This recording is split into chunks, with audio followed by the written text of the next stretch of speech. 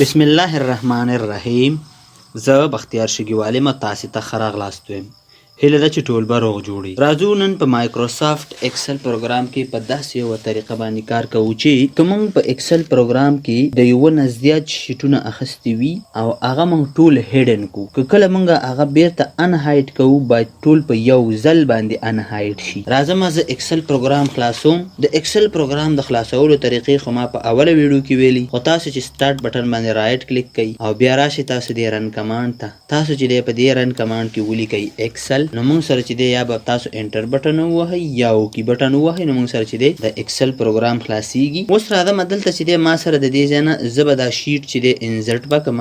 الټ پلس شفټ پلس F1 چې دی موږ سره شارټ کټ دی.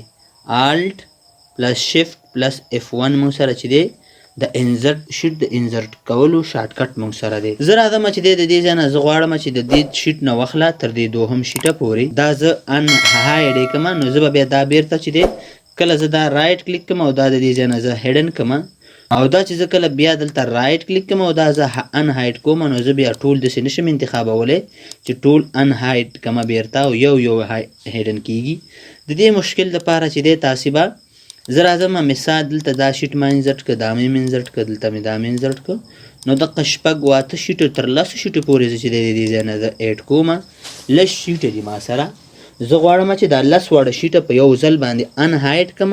نو تاسو چې کله راشئ دې دوهم شیټ کې به دلته ودرېږئ مخکې د هیډن نه، او را به شئ ویو ټیب ته به راشئ. په ویو کې به تاسو راشئ کسټم ویو ته. په کسټم ویو کې چې دی تاسو چې دی کله دې وینډو ته راللی، نو د دې نه وروسته به تاسو راشئ ایډ بټن ته.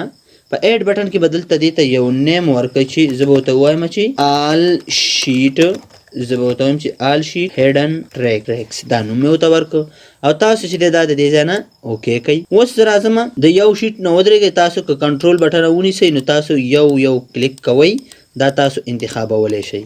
او که تاسو ویو چې زه دا په یو ځل باندې هایډ کوم انتخابوم ټول، نو تاسو به دا څنګه کوئ، تاسو به د اول شیټ ودرېږئ او بیا راشئ په دې لسم شیټ کې چې دی شفت بټن ونیسئ د کیبورډ نه او کلیک وکئ. نو دا چې دی زموږ ټول چې دی دا 9 واړه شیټه چې دی په دې ځای کې موږ سره انتخاب شول. په همدې شیټ باندې به رایټ به پې کلیک کوئ او را به شئ تاسو به د دې ځای نه هایډ کمانډ باندې به کلیک کوئ.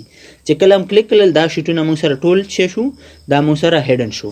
زه غواړم چې دا بیرته ان هایډ کړم راولم، نو تاسو به چې دی بیا راځئ چې شته ویو ته به راشئ، ویو ټیب ته به راشئ او بیا به کسټم ویو ته راشئ. په کسټم ویو کې به تاسو راشئ د دې ځای آل شیټ هیډن ټریکس ته چې کله رالی په دې باندې به تاسو کلیک به وکئ. چې کله کلیک وکئ نو موږ سره چې دی زموږ ټول شیټونه چې دی د دې ځای نه موږ سره چې شول ما سره اوپن شول او رالل.